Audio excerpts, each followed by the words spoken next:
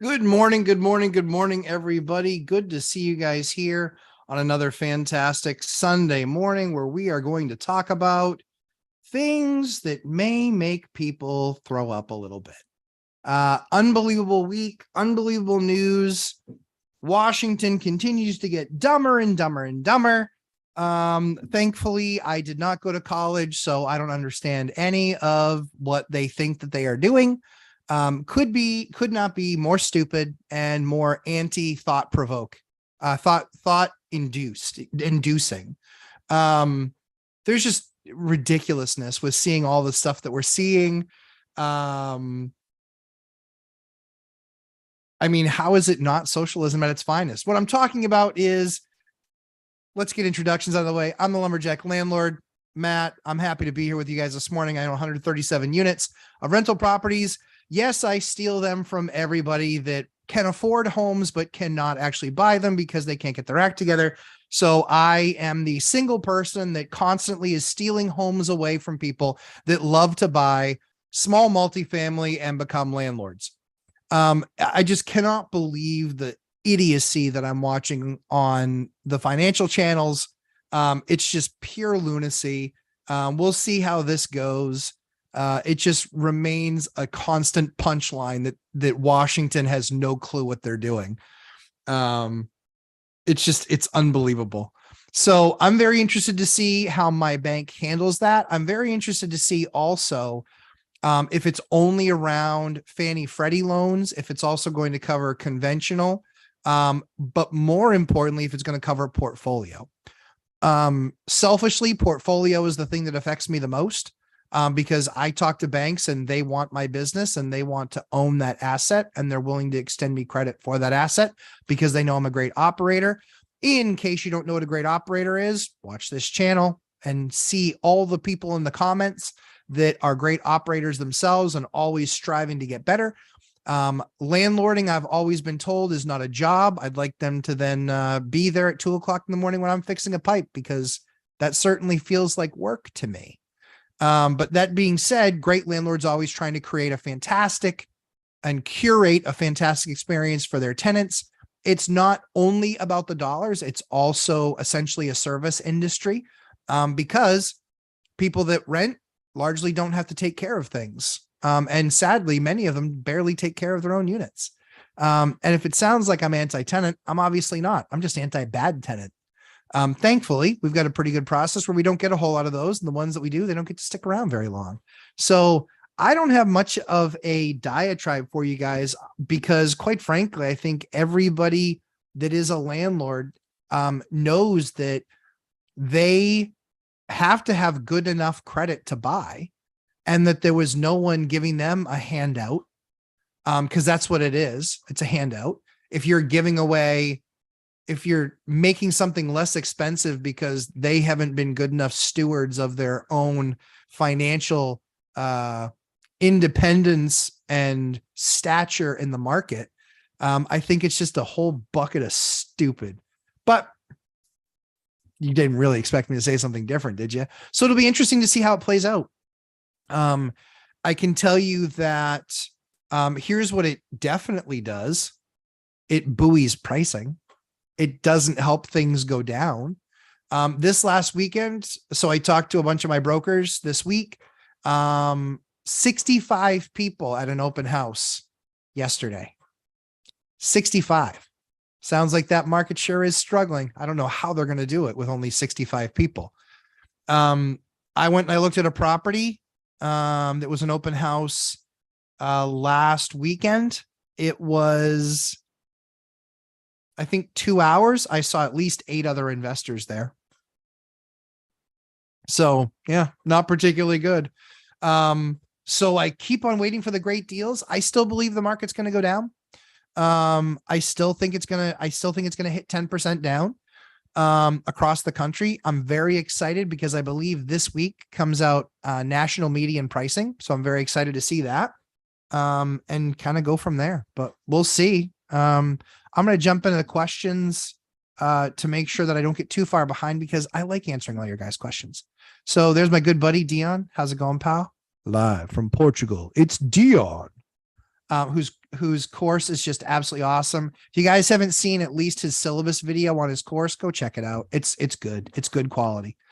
Anna Kay, good morning, Anna. I'm excited to have you in boot camp. We have a special guest in boot camp today. It's a surprise, but we have a very special guest. This is somebody that I had to beg to be on the show. And she's like, I don't want to be on the show. I said, I know you don't want to be, but that's why it's a favor, because I'm asking you to be. And so now she's finally willing to come on the show. She's fantastic. She honestly, you will learn more about housing today. You will learn more about housing, like public housing, government housing. You will learn more about that today in the boot camp than you could ever have known yourself. By far, it's not even close. This is somebody that's been in that housing market for years and years and years. So it's going to be absolutely worth its weight in gold. Sorry about that. I just realized I didn't silence my phone, but hey, what else? Hey, Robert Farinelli, thanks for the super chat. Yeah. Special guest. She is awesome. She is awesome. Jeff, you're a have not. Jeff, that's not true. You're a currently have not a home, but you have money to go get a home. And I know when you buy a home, you're going to be sharing your credit score because you're going to be paying extra fees. This I know. Yes. Hey, Millennium Mike, thanks, buddy. I appreciate that. Yeah. My CPA, main bean counters, Bob Langworthy, crushed it. Guys, cost segregation studies. Holy cow. I won't share a cost segregation study online like this, on YouTube. But for those of you who are in my course, I will share a cost seg. I'll show you one of mine. I don't want to show private stuff like that, but yeah, we'll fix that stuff up. Man, what a crazy week with all that noise from Washington. Absolutely insane. But yeah, man, what a week. Holy cow. Isn't this getting old? I certainly feel it. All right, here we go. Let's get into more of these. Bob Langworthy. Yeah, that's his website, Main Bean Counters. Yep. He's awesome. I think they might've just upgraded their website too. But yeah, Bob Langworthy, you can look him up. He's on LinkedIn. If you're on LinkedIn, if you're not on LinkedIn, he certainly is on YouTube. I was waiting for tax season to get over, and then Bob and I are going to do a couple things together. I'd like to think I'm his favorite client, but I know that's probably not the case. All-nighter hider, bonjour. Landlord Odyssey, ready on my favorite live stream. I appreciate that, ready on always. Clint Leclerc, good morning, Clint. Good to see you. Missed you last week in boot camp. Hopefully you're there today for this special guest. You were one of the guys I was actually thinking of, because based on the other asset that you were looking at when we first met, this housing person worth her weight in gold. If you guys understand how to really attack, it's the right word. Go after. Yeah, I mean, attack it. I attack things. I'm aggressive on things. When I see something's going to work, I'm like, I want to be all over that, because, time is of the essence. But she's a phenomenal guest. Richard Camino, good morning. Good morning, sir. Dimitri G, good morning. Great to have you guys. The Yoder, good morning all. No matter how bad things get, it can always get worse. Sadly, that's true, Yoder. Sadly, that's true. We did our last lockout on this last Monday, and so tomorrow's her last day. And she left all that stuff behind. Check me out on my Instagram. You guys should follow me there, because I've got a lot of eviction stories there, and just views of apartments befores and afters. And so we did before, we did an after, and then we'll do an after the after. So after we gotten it back, and we do our thing to it. Sammy Farho. Hey, good morning, Sam. Good to have you back. It's been time. Bobby Simpson. Hey, LJL.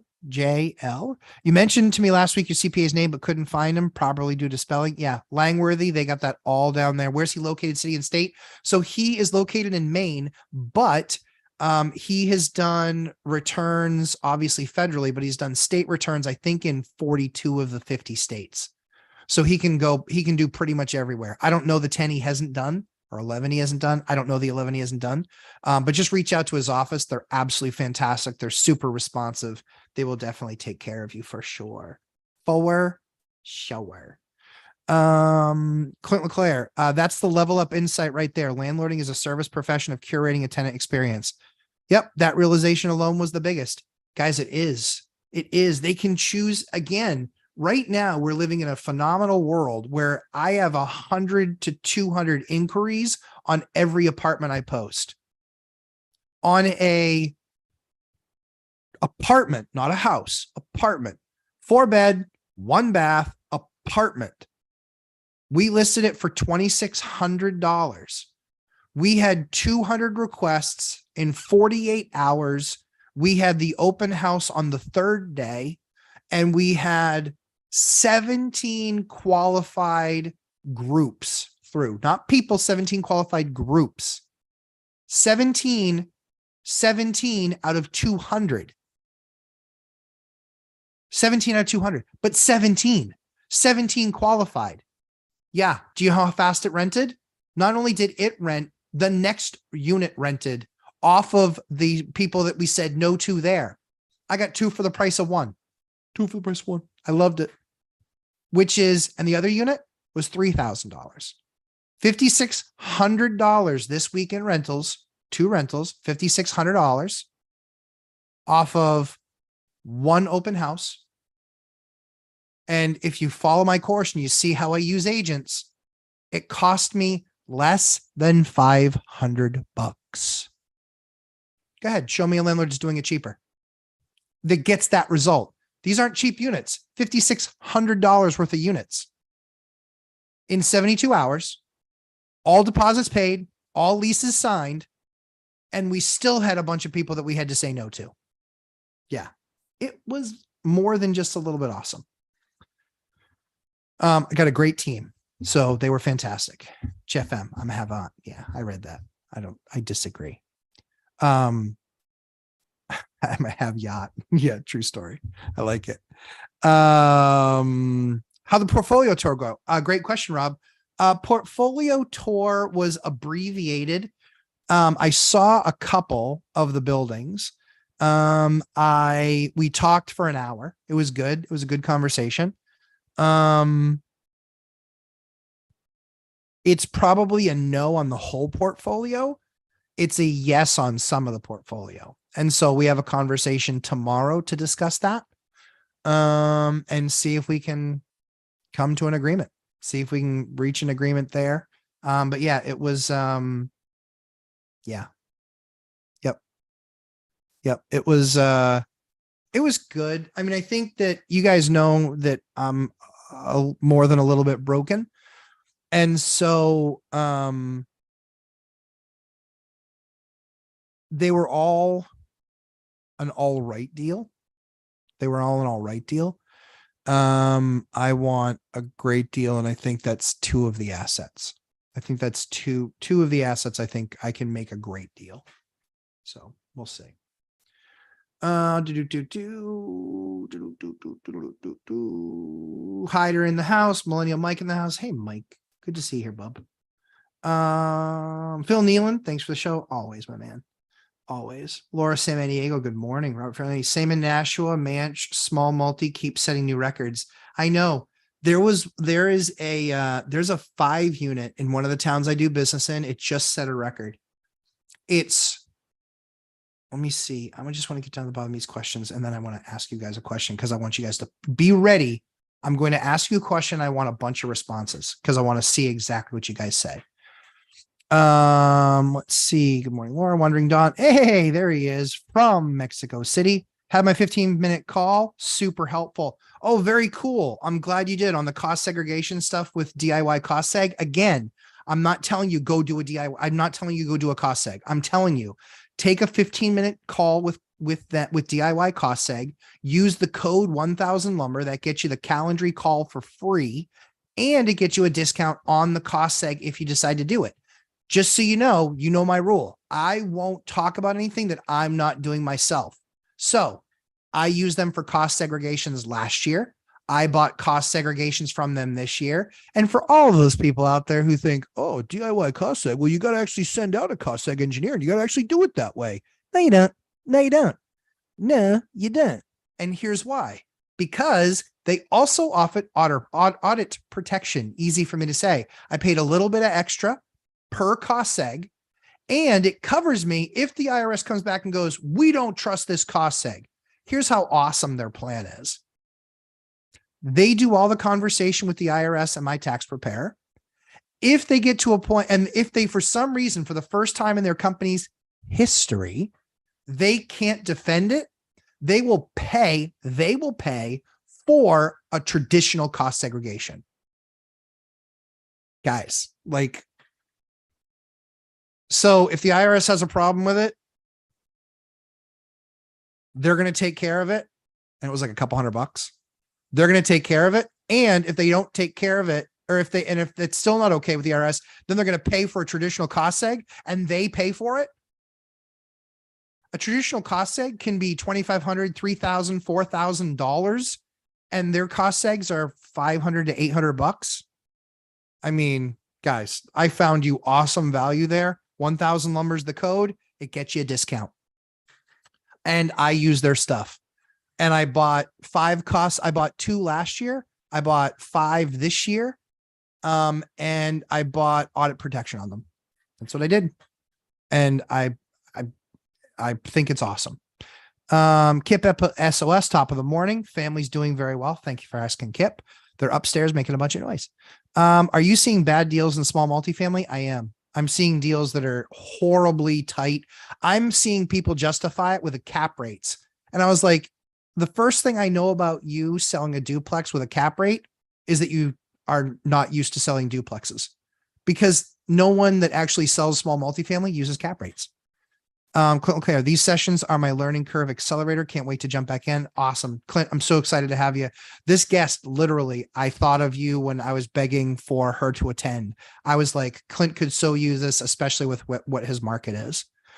Mandy Crespin. Hey, Mandy, what information do you not include in your listings? So Mandy, I could go over that. I've done a couple of videos on it, but in my course, I cover it at length. Like literally it's 40 minutes of something I teach. The general premise that I go by is sell the sizzle, not the steak. People are far too concerned with bed size and room size and this, that, and the other. Sell the sizzle, not the steak.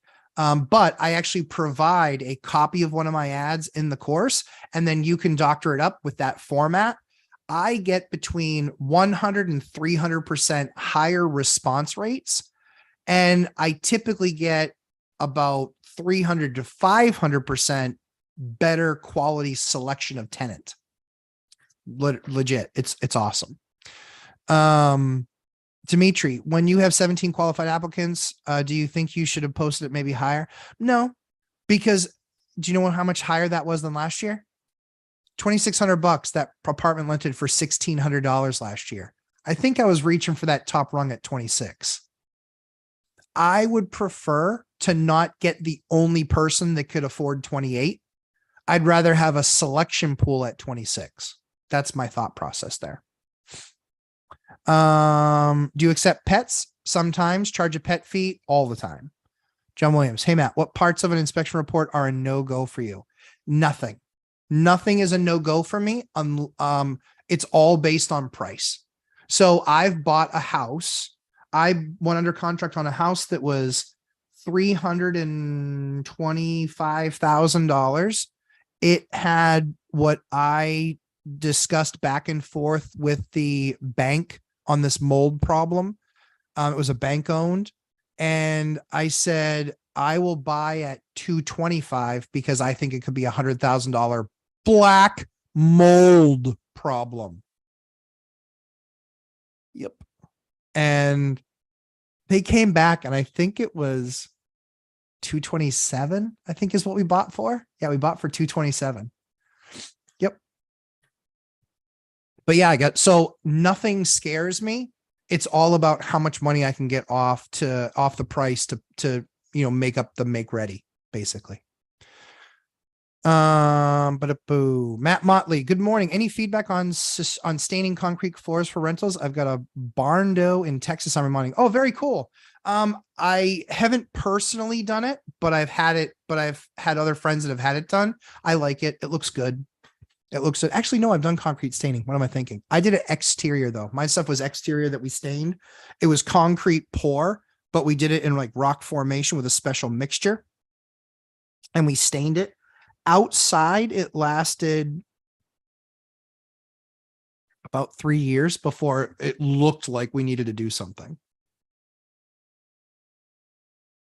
Sam Farho, my first contractor left the job unfinished and he mentioned silly reasons why he left. I haven't heard from him after. He did major things, but left finishes undone. Did you pay him in full, Sam? That's the question I need to have answered. Phil Nealon, yeah, I didn't think it would be worth it because I'm pretty new, but I filed an extension and figured what the heck, turns out totally worth it. Phil, how much did you save? This is what I need to know. I'm so glad that it helped you. I love that.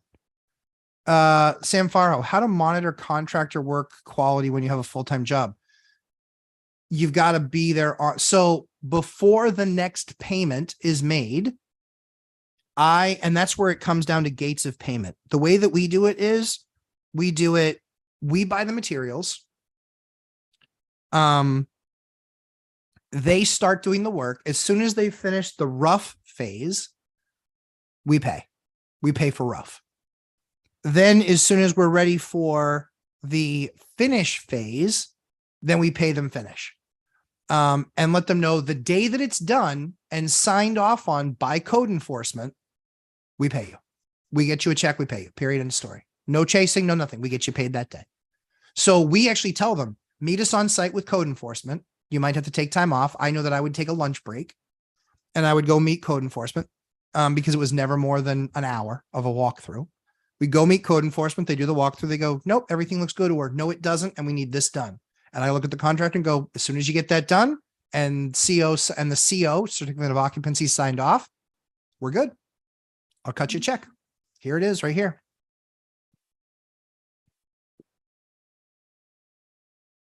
Mandy Cressman, you're welcome. Robert Farinelli, do you know Rick Blaze from Primerica Financial in Manchester? He hosted a landlord meetup. He was offering a monthly service for $28 a month that involves among audit protection and free consultations. I don't know the name. I don't know the name. I've heard some of that stuff. Don't have the full list, but there is like 10 items of them. You need to be a member for like 5 years. Interesting. Clint LeClaire, my last cost seg was from the same company. Anecdotally, 500 spent translated to 30K plus in W-2 tax reduction and a much better return. Exactly. Yep. Massive returns. REI Stoners, good morning. John Williams, I'm staring at 3 cracks in the crawl space foundation, a charred floor joist from an old furnace fire, trying to see what to do by Friday on my due diligence. So what I would do is I would take the pictures of those 3 cracks. I would make it a priority first thing tomorrow morning to call foundation companies, and ask them, hey, what I need to know. I need you guys to quote out fixing this. And tell me if you think it's a big deal or not. Does it mean anything as far as like peers unsettling? Maybe even hire them for an inspection. Maybe it's you pay them for an hour of their time and say, would you mind if I paid you for an hour of your time if you came out and just take a look at it for me? As far as the char old furnace fire, I would call the fire department and I would ask them for their report. And then I would call inspection services for wherever the place is located. And I would ask them, did you guys inspect this? And give them a new certificate of occupancy after the furnace fire. Those are things that I would do. Sean Connolly, thoughts on using online auctions to get materials cheaper like doors, windows, etc. for much cheaper price? Yes. Yep, I've done it. I've absolutely done it. Windows are a little bit tough unless it's like a standard window. Usually I don't love the whole window thing, but yeah, if I have a window or 2 that's broken and I need to swap them, the big thing is mixing, what's called a 1/1, which is blank glass over blank glass, or a 2/1, which is a split down the middle here and then open glass on the bottom. It's really the challenge is finding because you can't mix manufacturers. There's a bunch of things to it. So windows are tough. Doors aren't tough. It can work. Materials, yeah, depends on what the material is. But yeah, you can absolutely save some money. I'm actually going to teach in my course. I might try to do it actually. I'm going to show people how to save $5,000 on a kitchen, on an install. And it's not by picking different products. Sort of. It's more by design. So I will show you guys how to do that. It's because it's pretty awesome. Phil Nealon, approximately $15,000. Dude, 15,000 bucks you just saved. Guys, I don't know why. DIYcostseg.com. 1000 lumber is my code. Use it. Have a phone call with them. It costs you nothing. I negotiated that. It costs you nada. Do it, please. At least have the conversation. Brian Beck, good morning. Thank you for the super chat, Brian. Brian knows how to feed that algorithm. Thank you, my man. Robert Freeman, part of his sales pitch was, oh, use this lawyer service instead of calling Andrew Sullivan. Funny how he just happens to call out the name of my current lawyer. Exactly. Because he knows that that guy's a big name in Madge. Part of his sales pitch. Nope. Same thing. Laura, Wandering Duck, all good. Thanks for asking. Getting ready for hurricane season. Spent $1,000 trimming a tree that's not even mine. Part of the business. Oh, tell me about it. Sorry to hear that, Laura, but I completely get it. All-nighter hider. Sean, those materials generally need to be inspected for defects, breakages. Not easy to inspect online, but sometimes worth it. So that's a great point, Hider. Totally agree with you. I should have given a better caveat. I buy online, but only from places where I can go and inspect it, see it, touch it, feel it.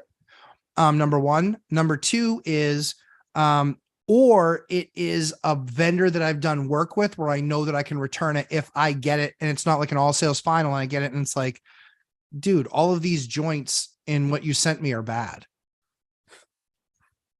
So I've seen that. So I've done that too, for sure.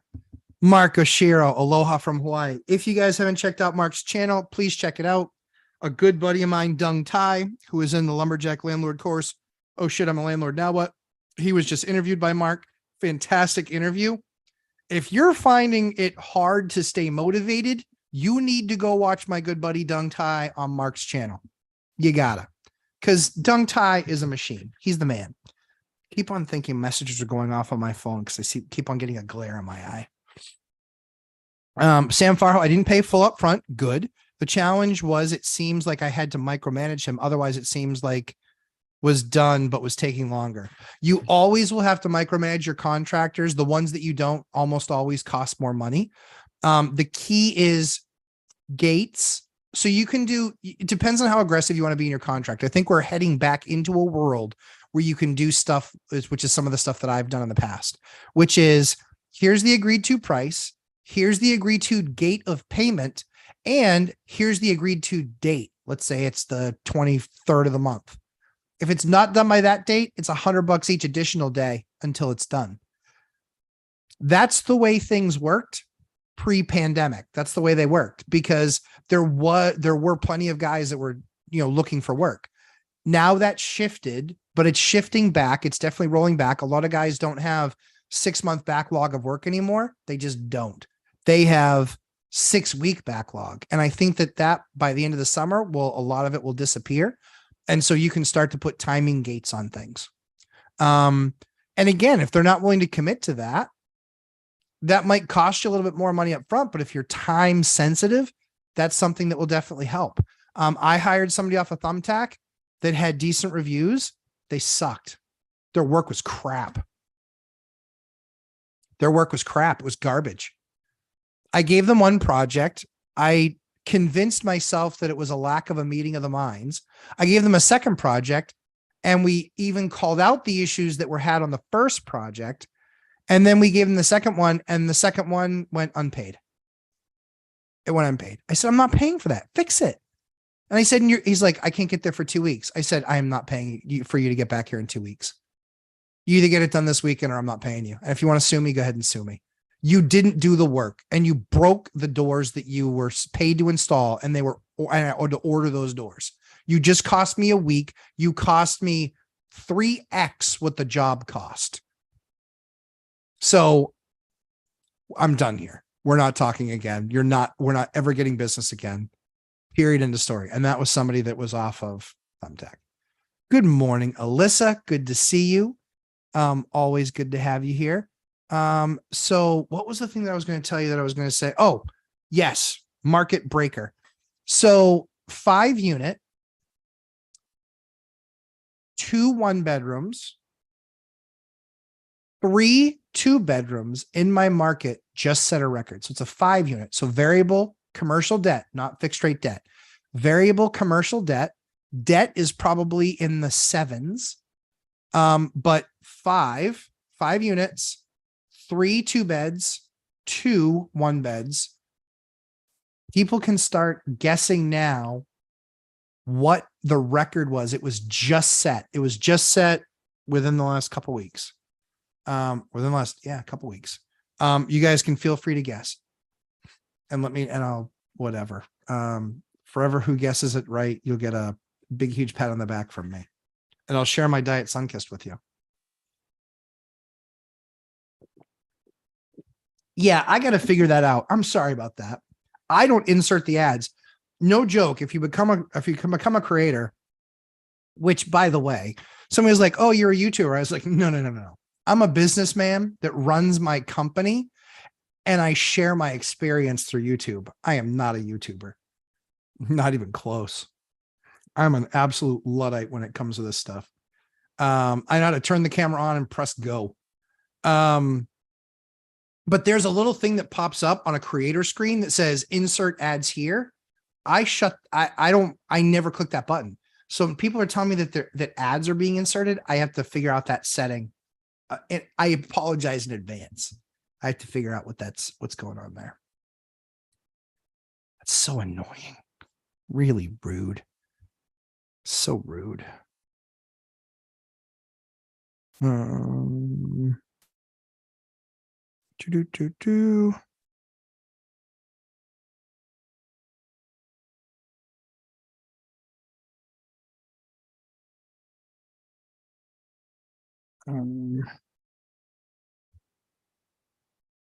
Tenant ask about rent. I love it. Layla, good morning, all. Matt, can we join your course at any time? Or are we waiting for a next time? You can join the course anytime. All of the things are in there. It's got about 9 hours of content that you can watch. 9 hours. If you're in the boot camp, that's what's timed, but you can take the boot camp anytime. And you can jump into the boot camp, this boot camp if you want, and finish it out and then get the next, whatever ones you missed, you can get in the follow-ons. So it is not I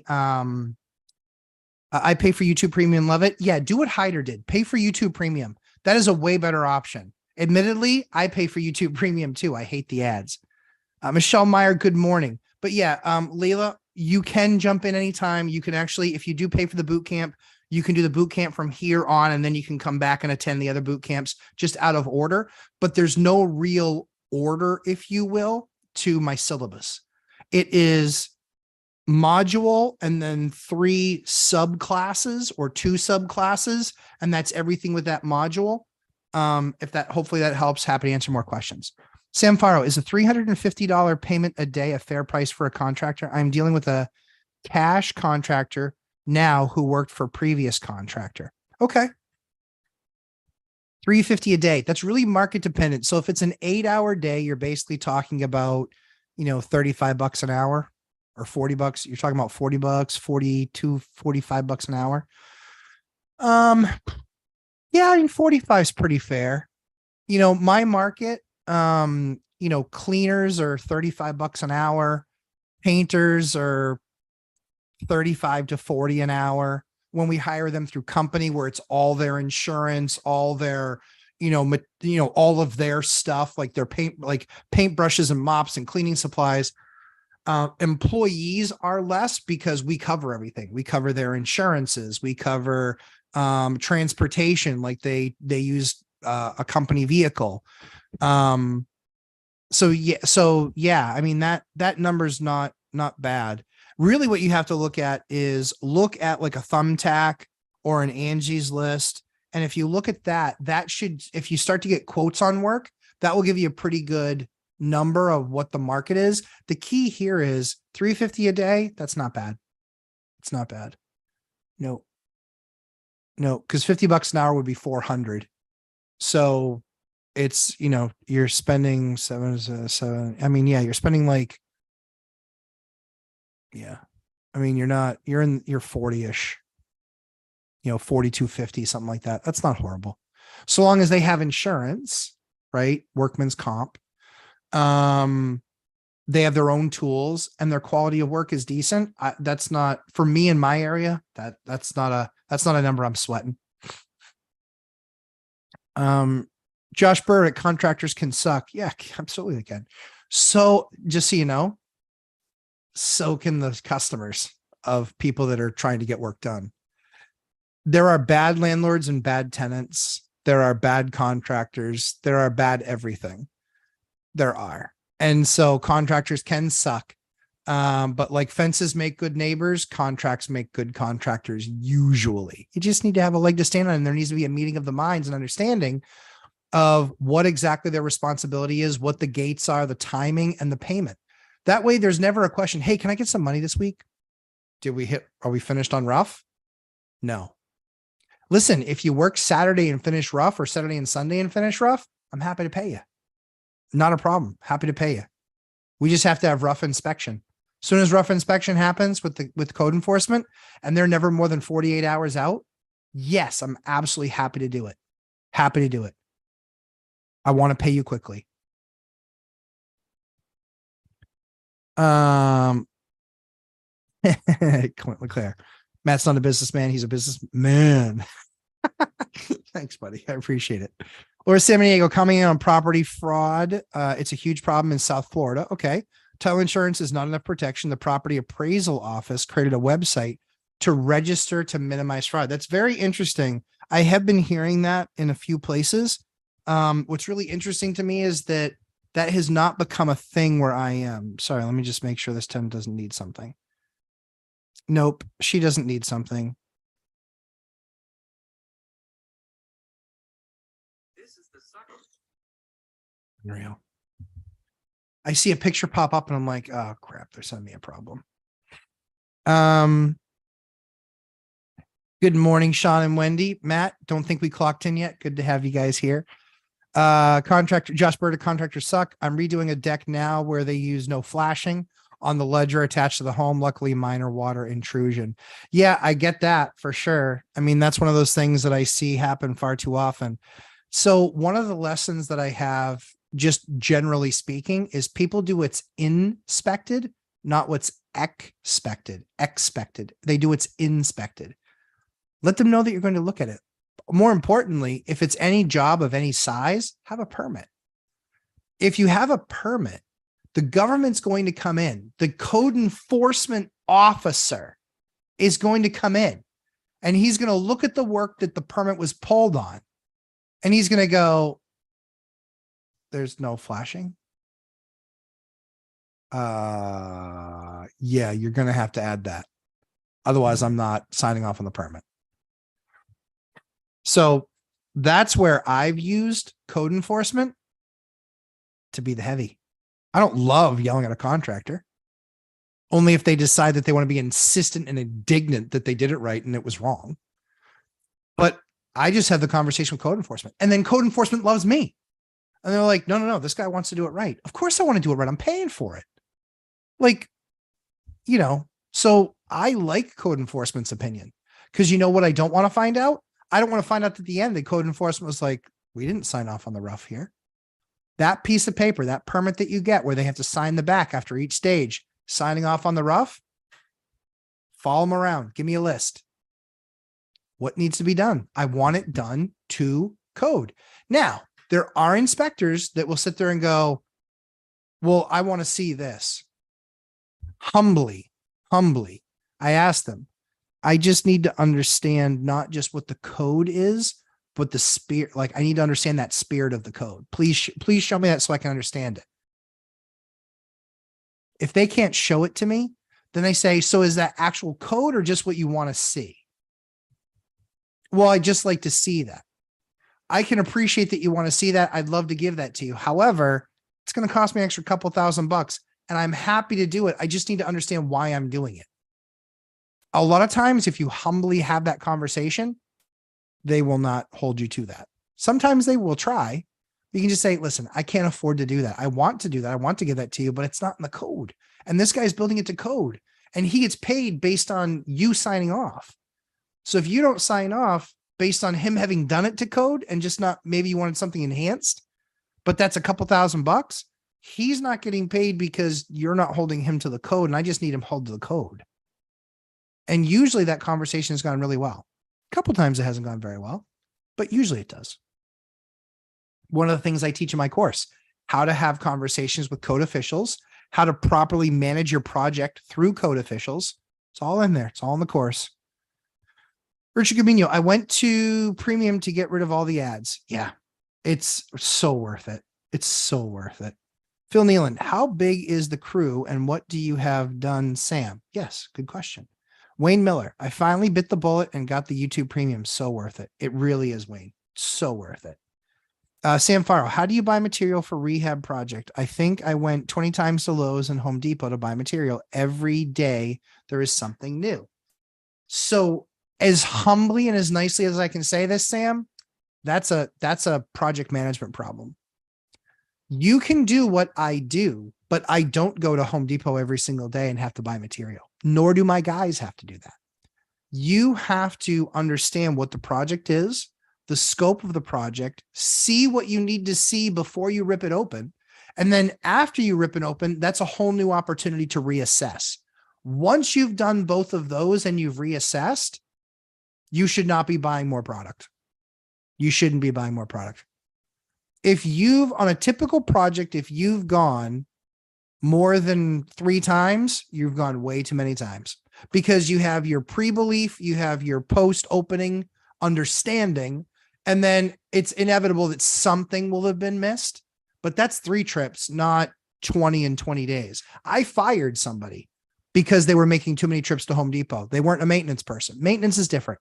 When you're doing a project, you need to be prepared. You have to have material where you need it, ready to go, because not only is your time valuable, but you're paying them for their time. And they like nothing more. Excuse me. They like nothing more than looking at something and going, huh. Yeah, I'm going to have to go get that. 20, 25 minutes away, 20, 25 minutes there, 20, 25 minutes back. If you're lucky, it's an hour and a half. That means you just got 6.5 hours of work for your 8 hours of pay. And it's everyday thing. The other thing that you need to do too is you tell them, listen, if you run into something where you need something else, you keep going and send me a text. I will order it and I will have it there ready for you to pick up in the morning on your way in. That works awesome. I do it all the time. All the time. When we're working on a project, when we're working on multiple projects, it's pretty consistent during the week that I'm going to be on, either one of the big box stores or the lumber yard or something, where we're going to do that. But when we buy doors and trim and baseboard and all that stuff, we buy once. We buy once. That's it. We buy it. It gets delivered. Done. We have new LVP floors going in Tuesday. One phone call, mat, product, delivered Monday morning, done. Now we buy 10% or 12% over, and that's why we stick to only 2 or 3 different kinds of floors. But we know that if for some reason they went through a lot more for some problem, blah, blah, blah, we almost always have boxes over. We buy 10 to 15% over, but that's why we stick with 2 or 3 of the same brand, 2 or 3 of the same floors. We have a heavier duty one for floors that might be a little more wonky. And wonky means like they're a little bit of a roll to them. So they're not as nice a floor. And then we have 2 others, one based on the apartment getting a lot of good light and 2 based on it not getting much good light at all. And we will swap between those 2 floors depending on how much light the apartment gets. So it's not a really dark unit. Hey, good morning, Ninja Vanish. Good to have you here. So, all right, you guys tell me 5 units, 3 2-beds, 2 1-beds. You tell me that just broke a record in my market. You tell me how much it just sold for.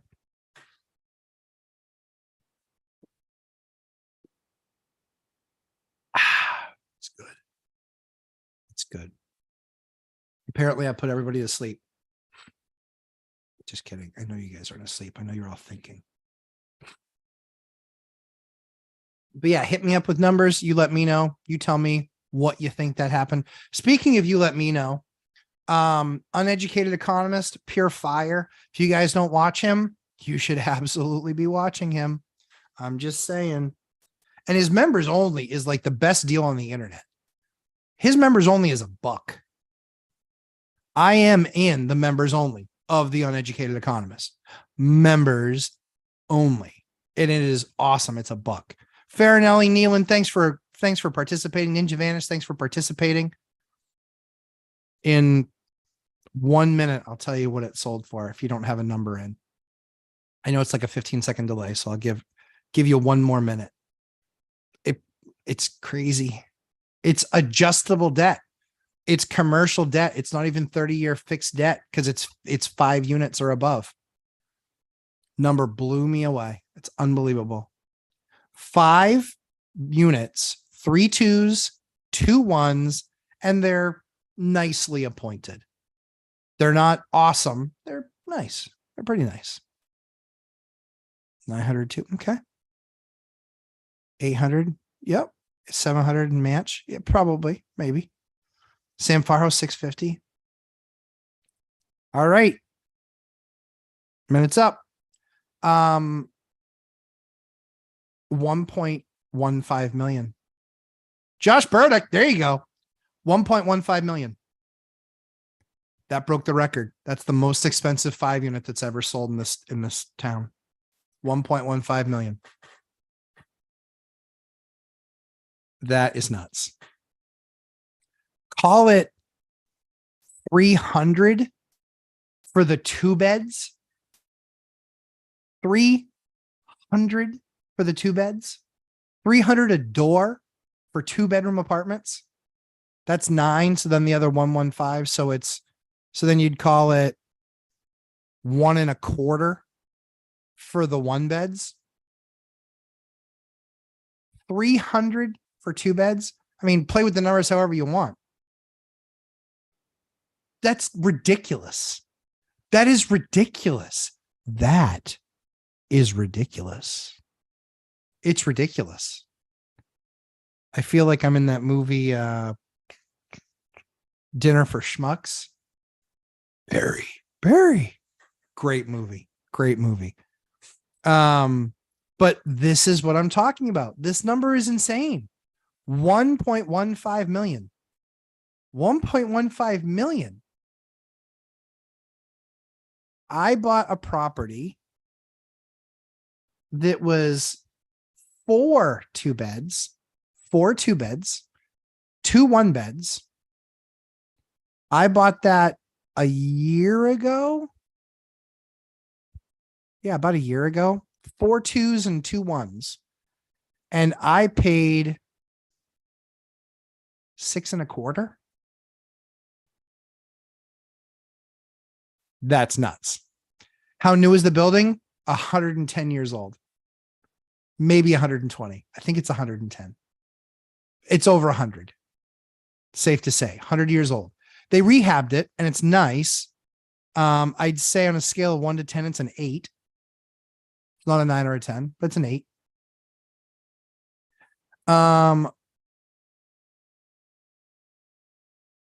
Let's see. Robert Farinelli, at my RE meeting on Tuesday, apparently in Manch, people are buying buildings like that are only cash flowing $50 a month. Robert, I know exactly who you're talking about. His name is Axel Ragnarsson. Yeah, I know the guy. The up market made him look like a rock star. We'll see how he does in the next couple of years. I'm not wishing failure on him at all. I just think that model is garbage. $50. I know the guy. He's bought properties out from under me because he bought them over in my area. which is out of his kind of realm. But also look him up, look at some of his assets. I think you will be underwhelmed. They're pretty rough assets, some of them. And hey, if he pulls that off where $50 a door was enough, good for him. Well done. I don't think it works, but what do I know? Just a little bit. Ninja Vanish. I watched a YouTube video on DIY cost seg. Oh, cool. Yeah, I have mine out there. I saw how they can move some items to 5-year and 15-year depreciation. Yep. Schedule. Yep. And the rest, they default to the 27.5. Correct. Very cool. Exactly. And it also lets you get, I mean, the tax implications are massive, especially if you have a W-2, and even more if you are a real estate professional, the things get nutty. Clint Leclerc, buyer must be from Zimbabwe or some other hyperinflationary world. We call that Massachusetts. Guys from Mass, just awful. It's like a 5.5 cap rate. It's horrible. It's horrible. I hate using cap rates on small multifamily like that. Technically it's commercial, but kind of not, but technically it is because that's the debt that you're going to use. But yeah, not a dude. No. I will send him a thank you note though. Welcome to the neighborhood. Financial firefighter. That's a 3-bedroom condo and some new condo builds going up in Hawaii. Yeah, for sure. Well, isn't milk like $9 there too, Mark? Like milk's like, for a present, I sent my mom to Hawaii for a 10-day vacation to hang out with her friends. Yeah. Yep. So I've never been, but I sent my mom. Ninja Vanish, and they generate the PDF for you. Oh yeah, they do. And it is gorgeous. It's literature. I'll share one of those. I'll share one of those in the course. I won't do it on regular YouTube, but I'll share one of those in the course. What is code enforcement when dealing with contractors? Great question. When you pull a permit, the city has code enforcement officials. They'll usually have a building inspector. They'll have a code enforcement officer.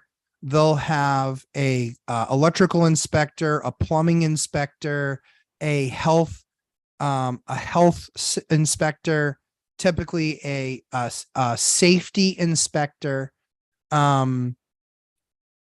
They will have, usually depending on the size of the city, they'll have anywhere from 2 to 6 or 8 people in those spots. And when you pull a permit, they're supposed to look at the project should be written out in the permit. And if you're talking about a $10,000 project, literally you could be talking the cost of maybe $150 to $200 permit, worth its weight in gold when managing contractors. And you're not there all the time or just able to do a pop-in. Very valuable. Jesse Mao, good to have you. Josh Burdick, $50 is crazy. Yeah, you ain't lying, man. Legit. Yep. Yep. Robert Friendly, I might switch to larger multifamily in the future. I think some of these deals are going to start blowing up. They are. The problem is that where large multifamily becomes challenging, sure, you can get somebody to sell or finance it. That's possible. But if you go to buy large multifamily, you need a lot of money. Or you need to fully lever the property and get people to find investors that want to put a bunch of money in and recognize that they're behind the bank. So you can get $1 million, or let's say it's a $10 million property financed. But when you finance that property, you're likely having to bring $3 million to the table on a $10 million property. And you can usually find the investors that will bridge that gap from 7 million to 10 million. So basically you have no money in the deal. However, you also have very little ownership in the deal.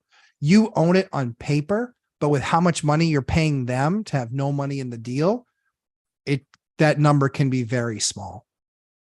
That's how you get you can do that and get explosive growth. But for me, slow and steady, I prefer, because I much rather own 100% of the asset, have put the down payment in, have a reasonable down payment with plenty of profit to play with, so I can continue to improve the property. That way, after I've owned the property for 2 or 3, 4 years, my rents are massively higher. And more importantly is that I've drastically reduced the number of phone calls that I get because I've addressed all of the different project items. That's typically what I like to do. Sarah Farho, do you put GFCI outlets in an old home if not required? I do. I will also, it's a less expensive option than trying to ground outlets that aren't grounded. So if you find an outlet, Section 8 or housing will usually test your outlets to make sure they're all grounded. If you ever find an outlet that's not grounded, you can call the, electrician and say, hey, can you find a way to ground that one outlet? And if they say, yeah, it's going to be pretty difficult, you can buy a GFCI. And that basically ask local code enforcement where you are, if that will meet the need. Because usually the concern that they have is that if you have a spike, that it will shut off. And that's the purpose of a GFCI outlet. It's the same purpose as a breaker. But that having that outlet there usually will quell the need to do anything further. And it's a lot easier to put in a wholesale price GFCI for $12 than it is to pay an electrician an hour or 2 hours to try and find a way to ground that outlet, if for some reason it's not easily grounded. Robert Finelli, but apparently Red Oak can get almost $2,000 for studios and $3,000 for 2 bedrooms for their new building in downtown Manch. Doesn't affect me. My rents are much lower for arguably better quality. So the issue there always is debt load. The problem that they'll have is that when you see rents go down, it's not in mom and pop units very often. It's A class. That's where you see the rents go down. If you actually saw a broken up report, you would see that when rents went down in 07 and 08, when they went down 4%, you know what went down? That A class. It wasn't D class can't get any cheaper. C class isn't going to get any cheaper, largely speaking. B class might, but it's almost always people trading out of A into B. That's what it almost always is. Or in some cases, A to C. It's almost never B or C or D. It's almost never. It's very rare. It's much more often that it's A class apartments that people trade out of, because when you're making $120,000 a year or $80,000 a year or $90,000 a year, and all of a sudden you lose your job, you break your lease on your $2,000 a month apartment and go find a $1,200 one. That's how it goes.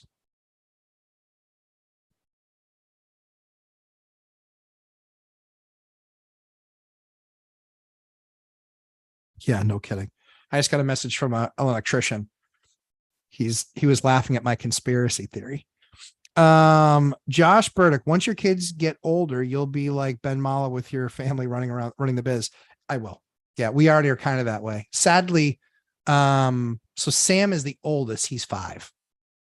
So we want to teach from a core, though, that we are respectful of our contractors, that we respect their time, so we're on time for our appointments, and that we ask questions when they're there, and that we make sure that we give them good answers, and that we always set fair expectations. So we're just teaching kind of the building blocks of communication, how we work with our people, that we always treat them right. Also being respectful of tenants. We go to collect rent. I'll bring my son with me sometimes to collect rent. And the conversation is when they say, hey, we need something, we say, absolutely. I will text you back within a couple of hours with when we can get there to do X, Y, or Z. If it's an emergency, obviously we get somebody there right away, but he sees that. And then I'll actually tell him, hey, Sam, I'm just texting back that tenant, letting him know that somebody's going to be there tomorrow to take care of that, or Tuesday to take care of that. I want him seeing that we're there to create an experience and curate an experience for our tenants. My kids are going to be next level in this game because they're not going to waste 20 years figuring out all the stuff that I had to. What is Section 8 inspector looking for when inspecting a unit? It depends. There is a list online, and what you can do is you can go to HUD.gov, go to housing, and then just look at the inspection list, and everything is on there. It's a long list. They're looking usually for life safety stuff. They're looking for leaks. They're looking for outlets, all the outlets working. They're making sure that, that breakers trip. They're making sure that the fridge is cold and that the heaters heat up and that they get hot. They're making sure, same thing with the stove. They'll usually walk around with a gun shooting stuff to see if it's coming up to temp and things like that. But there's a big, long list there. Yeah, this is a big, long list there. But yeah, to your point, Josh, yeah, my kids were already in the business. My Sam has been on a job site since he was 3 months old. 3 months old, I think. Bryn, about the same. She was a little bit different because of COVID. And Eliana, they've all gone to collect rent. They've all gone to meet contractors. They've all gone to see a place after a contractor's finished. So a contractor says, hey, it's, whatever, we'll wrap up today at 5. I'll say, great, I'll go take a look tonight and then I'll circle back with you. And that's what we end up doing.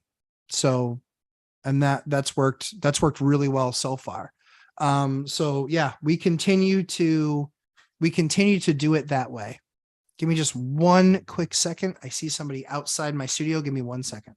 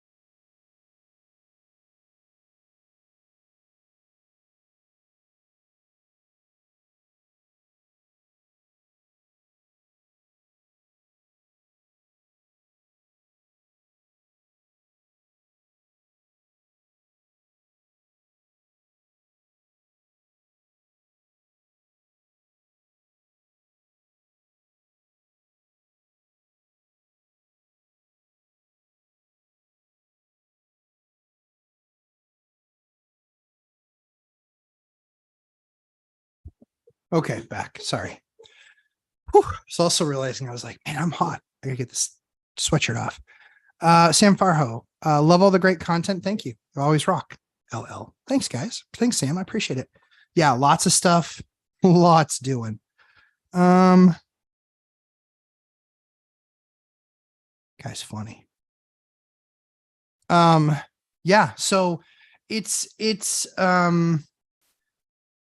the housing inspection process can be brutal. It can be a pain.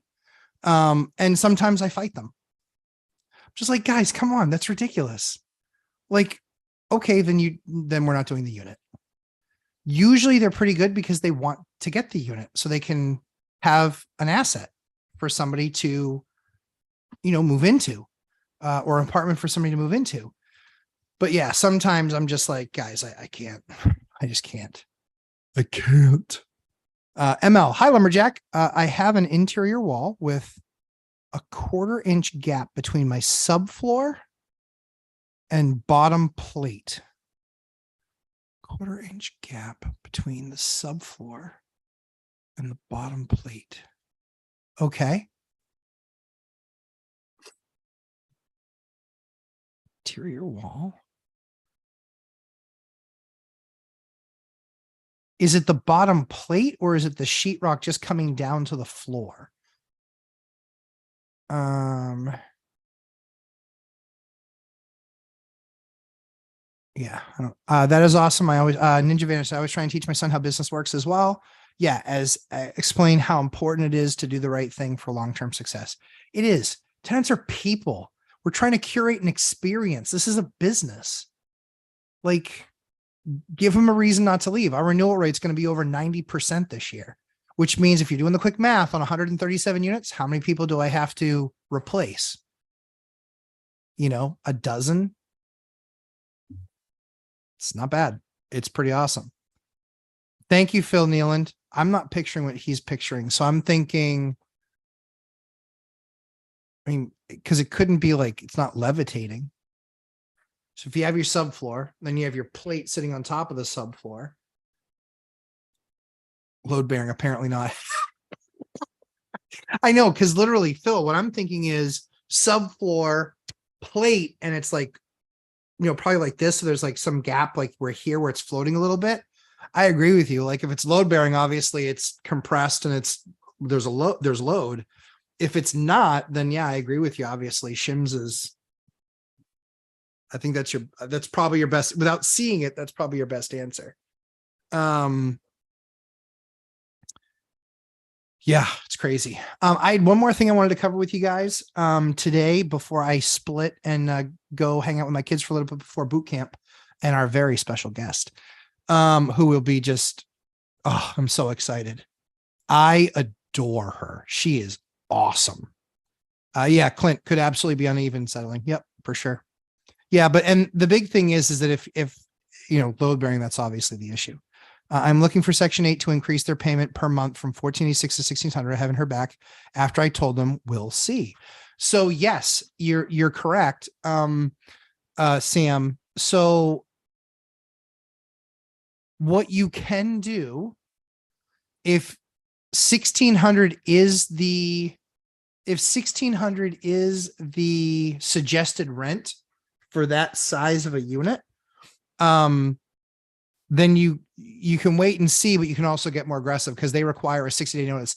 It's not, if 1,600 is what it's worth, you can give the tenant, in most states, mine works this way. We give the tenant 60 days notice. Rent is going from, here's what your current rent is, and rent is going to this. And then we send that rent notification of increase to housing. We don't ask, we tell. It's our asset. Now, what they can do is they can say, we're not going to pay that. And so the tenant's going to need to leave. Then you can make a decision from there. But we send that 60-day notice, just recognize that they could just make it up in their mind and just say, nope, I'm not going to stay here. They could do that. But that's what we do because, quite frankly, we're good with that. ML, the 2x4, it's the second floor and makes noise when walking. Yep. Yeah, shims. Yep. Unless trusses or pad change shape with temp change, sir. Yep. Exactly, Clint. Yeah. Uneven settling. Yep. This is, guys, Clint, boot camp. Phil, boot camp. Ned Talks, boot camp. Anna K, boot camp. Robert Farinelli, boot camp. So many of these people that participate here and give answers to questions, they're in the boot camp. So even though they know a lot, they're still, and they share that, they're still in boot camp learning more. That's why I love the boot camp concept. That's truly my favorite time every week. And we get to sit down and talk about real estate and all sorts of other fun stuff. Bobby Simpson, your floor joists are probably sinking due to lack of support beam or post below. Yep. Put shims in with glue and screws. There you go. Yep. I concur.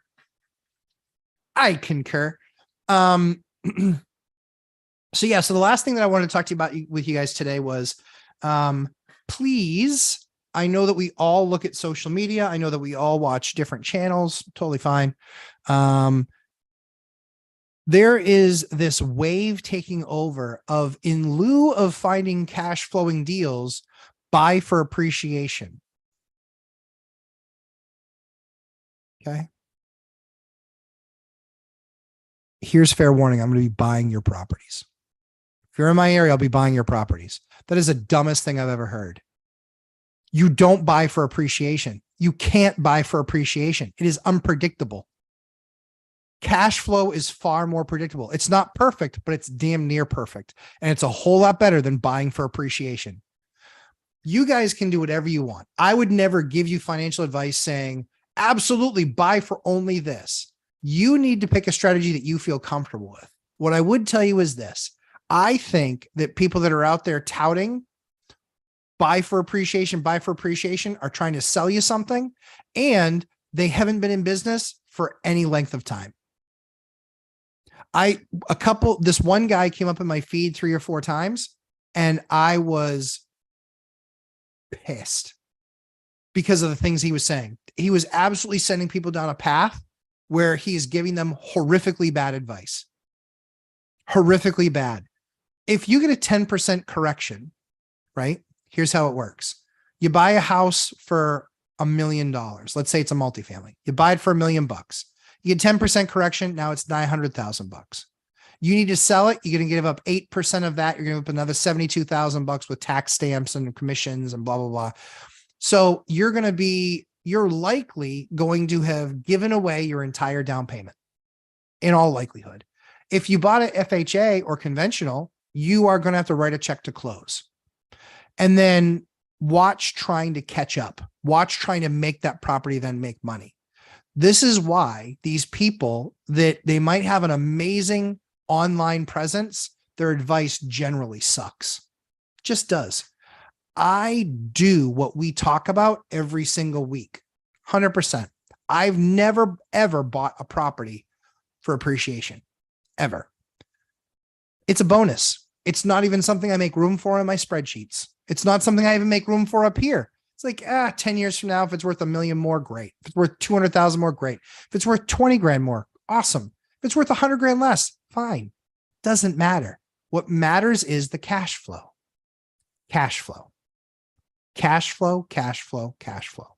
Because without cash flow, businesses go extinct. This is what this is. This is a business. So I would caution you as you're watching a lot of social media, if you start listening to people talking about principal or principal pay down counting as part of your deal, you know what? I see that in some calculations. Maybe. I don't like it. I want to be more conservative in how I underwrite my deals. So I don't include appreciation. I don't include principal pay down. I only include cash flow after expenses.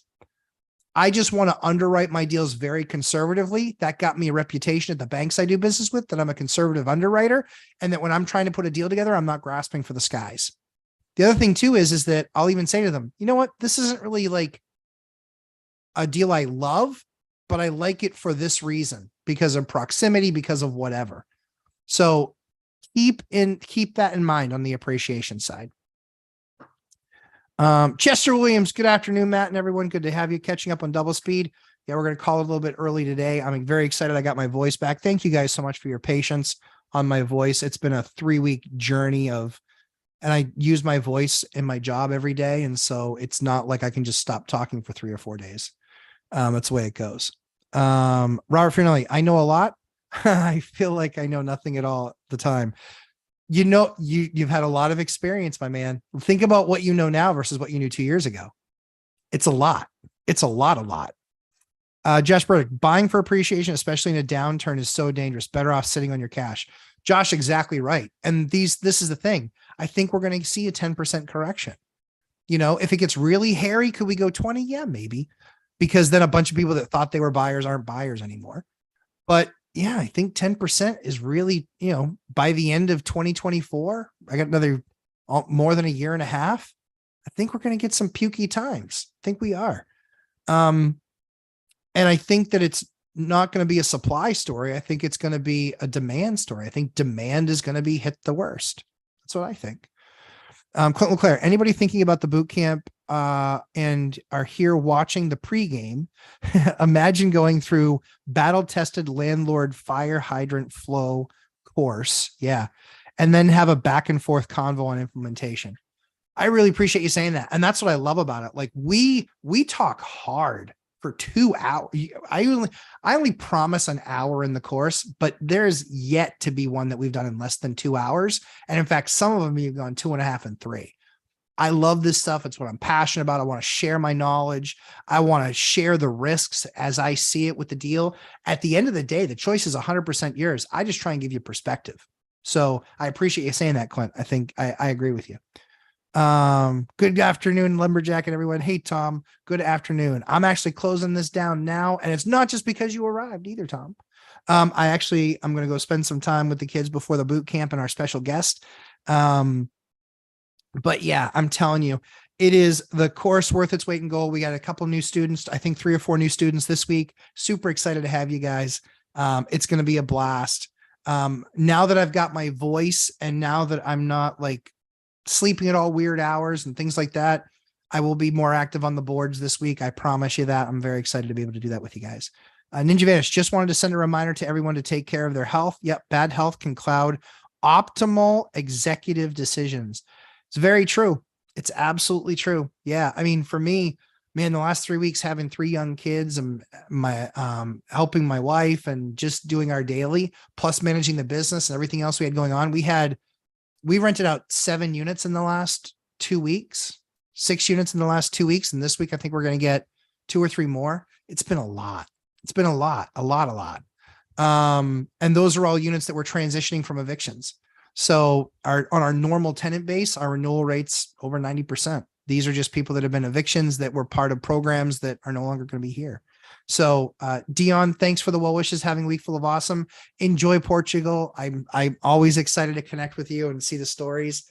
And Tom, you're very welcome. I'm happy to do this with you guys. Guys, have a fantastic week, and I will see you guys in the next one. It's been a blast. Like I said, watch for Wango Fango new strategies, guys. 20+ year investor, cash flow focused. Yes, I will do value add. Yes, I will do projects, but I don't want to live the life that I had when the market flipped upside down and we had 4 times the amount of debt commitment than we had income. So I always am more conservative, admittedly, but learn how to conservatively underwrite deals, and it will gain you the respect of other investors. It will also gain you the respect of the banks that you work with. And then they'll feel far more comfortable when you have one that might be a little bit of a stretch. So have a fantastic week. As always, not financial advice, but just my perspective based on deals that I have done. You guys got to make the choice for yourself to see what really the best fit is and how you want to approach the game. Guys, have a fantastic week. We'll talk to you again soon. Please make sure, if you're not following me on Instagram, literally open an account, follow me on Instagram. There's going to be a ton of landlord stuff, not just projects, because we're going into warm season. There's a ton of projects that we can finally do outside stuff. Painting, roofing, siding, exterior windows, replacing from the exterior, new construction windows. There's a lot of stuff that's going to be happening. Please make sure you're following me on Instagram. It's going to be awesome. Ninja Vanish, don't go. I gotta go. I gotta get a couple things ready and done before my 1:30 boot camp, with all my amazing students that are just, guys, I love the stories. You're crushing it. Really appreciate y'all. Have a fantastic week. Take care, everybody.